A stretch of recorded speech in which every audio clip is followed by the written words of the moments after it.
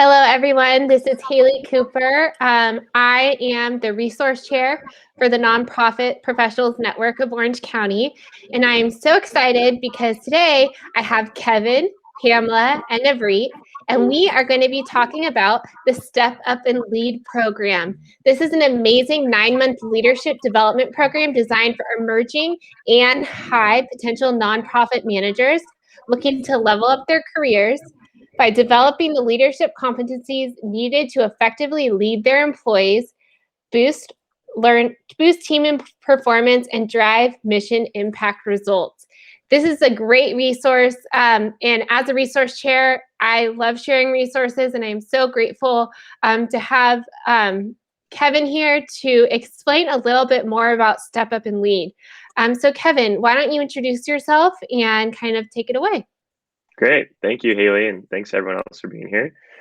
So my name is Kevin Pappas. I'm the training manager at 10C. I have the pleasure of overseeing all of our training programs and classes and our cohorts.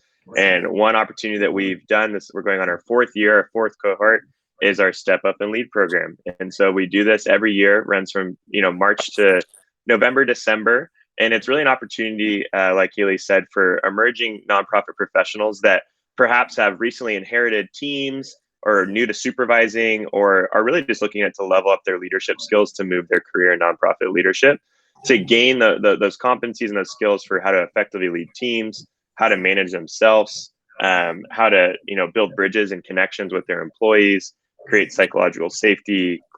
One of the main topics they talk about is eliminating uncertainty. How do you really communicate and make sure that your employees know exactly what their expectations are? So it's a great program, like Haley said, for emerging professionals. You do have to be someone that supervises another employee. That is kind of one of the requirements, and willing to jump in to the 9-month program. But it's a great opportunity, one, just because of the content that's covered. We have our consultant, Janine Lombardi, who's a leadership development expert. This is actually all of her content that she facilitates both in the nonprofit and for-profit sector. And so she facilitates all the sections of the training program. But in addition to that, the folks that join also get to gain a network of other nonprofit professionals. So there's anywhere between 7 to 10 other folks that join the cohort. And it's just a great opportunity because they're in similar positions at different types of nonprofits. So you're able to share similar struggles, challenges, best practices, and really elevate your nonprofit career. So that's a little bit of what it looks like. Yeah, in such a time as this, to really step up and lead and learn how to navigate your organization through all the uncertainty of the pandemic, which we are still going through a year later. Can you speak a little bit more to what the content entails? You mentioned a little bit about the consultant that leads it, but what are some examples of the courses that will be taken or the workshops over the 9 months of this program?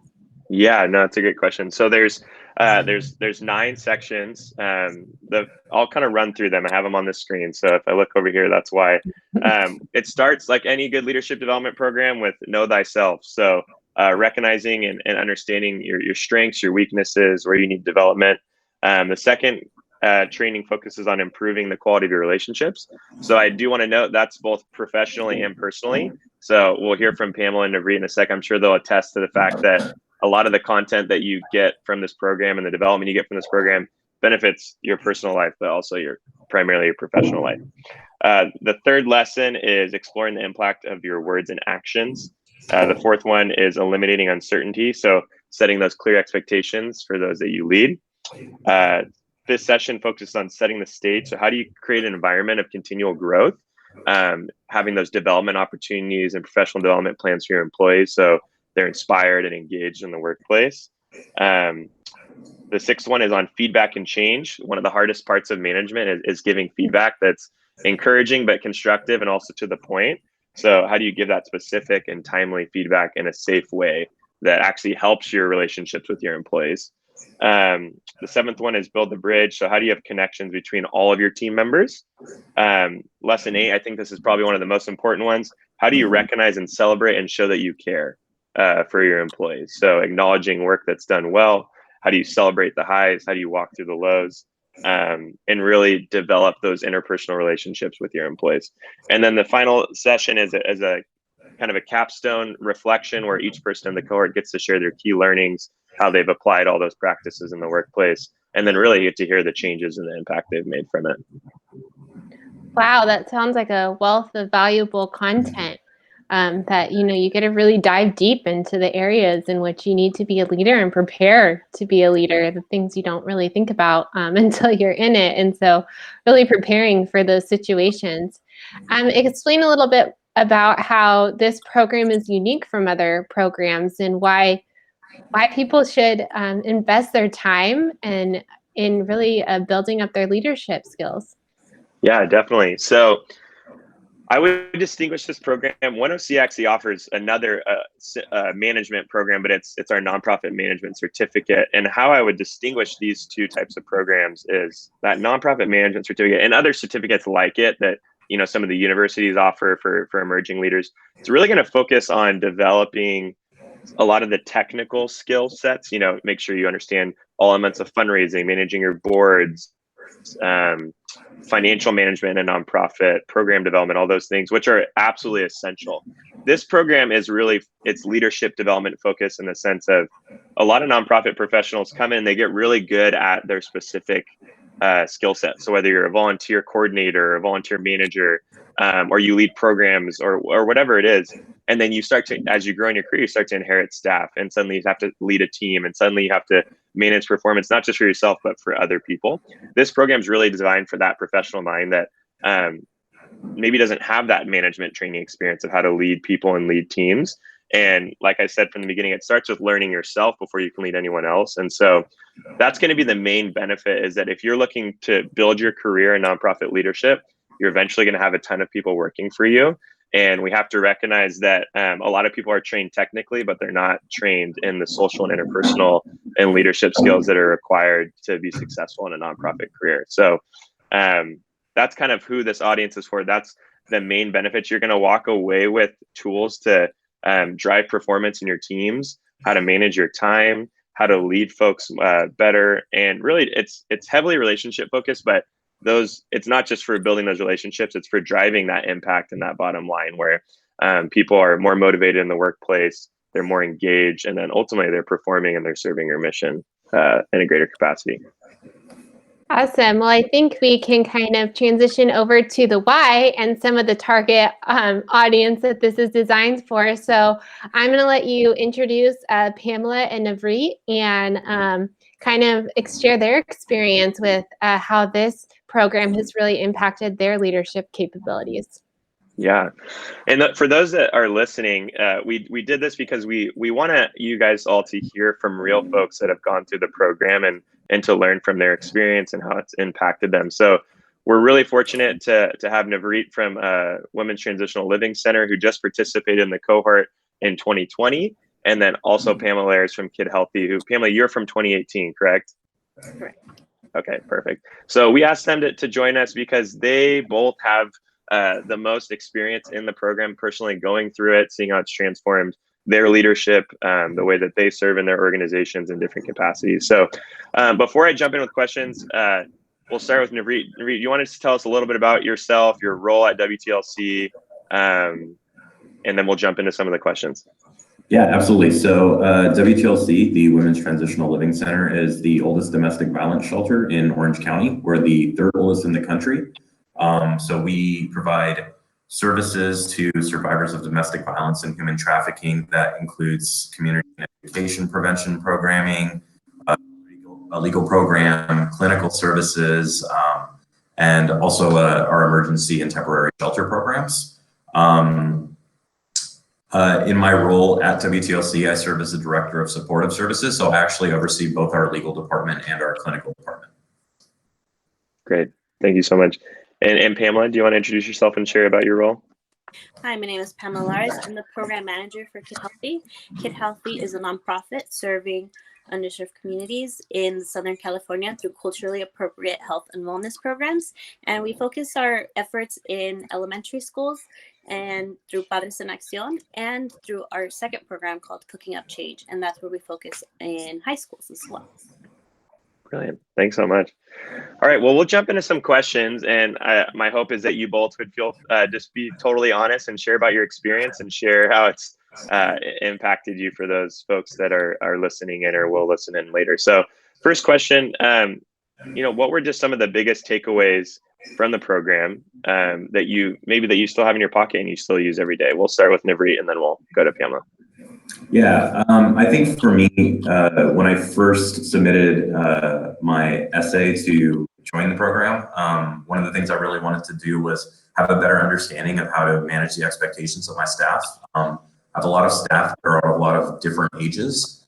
And so there's different like work ethics and like backgrounds and mentalities and things. And so it was really trying to figure out how to manage those expectations. So I think one of my biggest takeaways was being able to spend individual time with all of them and kind of learn their individualistic motivators for work, things that they're passionate about, areas of their aspect that they like a lot and areas of that aspect that they may not like as much, and trying to find a balance for each one of them and really treating them as an individual with strengths that kind of can work towards the greater good for a whole team. So. That's a great point. I do remember us going through that, Navreet, and we so often try to our employees with things that we personally think are motivating and exciting rather than engaging what they want. And so that's huge, getting to know what your employees need and value and then translating that. Awesome. Pamela, what about you?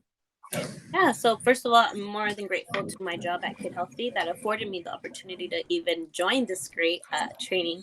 But having clear communication with my staff and setting those clear expectations is something that has gotten us to be able to go over and adapt to anything in the current situation. And then creating a supportive and encouraging role and a safe environment through recognition and encouragement of staff are the biggest takeaways that I have as well. That's great. That's huge. So important. The next question I had for you both is, what did you learn about yourself through this program? So I talked about how you'll grow both professionally, but personally. Can you guys talk about both maybe? How did you grow personally? How did you grow professionally? And what did you learn about yourself? We can go, Navreet. I'll just keep going in that order. Yeah, that's fine.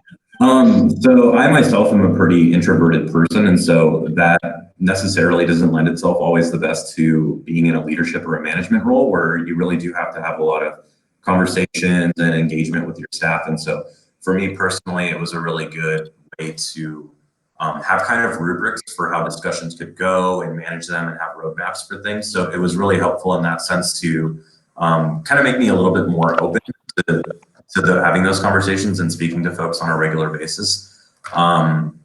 And then additionally to just being able to professionally like identify those motivators, like I said, and also work towards adjusting goals for my staff based on discussions about what's most important to them. So when we get into the safety model, talking about whether or not autonomy was more important or safety or trust for them. So working through all that stuff was really helpful for me too. Pamela? And then as far as myself, I was very comfortable with, after the training, being comfortable with feedback, but more importantly, knowing that I have the confidence to lead my team through any situation and be able to not only listen to them, but help develop their skills in order to reach what their goals are. And at the end of the day, work as a team to be able to lead quality programming for our families. So it all goes through strong leadership. And through this program, I learned that I do have it and I have the confidence to lead a strong team. Wow, that's amazing. I don't know where Kevin went, but I guess share why you think I know Kevin kind of shared this on like why people should join, but from a personal standpoint, like why should other colleagues really invest in this program? Like you both invested so much of your time and your efforts into becoming better leaders. Yeah, I'll go first again. So I think for me, I noticed that one of the things that we tried to do, and I think it was the first session, was really identify leaders or managers or supervisors that we've had in the past or currently and some of the strengths that they have and things that made them effective. And for me, one of the things that I think an effective leader does is being able to predict difficulties or issues before they actually happen, because they're very good at like reading people and situations. And so finishing this program puts you in a better position to be able to do that. You're kind of more cognizant of like staff behavior and like certain things that they say, and like you'll ask more questions inherently because you're so used to having this open dialogue with people too now. So I think it really helps you take on situations like that and be more intuitive and like avoid larger issues later on because you're more comfortable speaking things up front.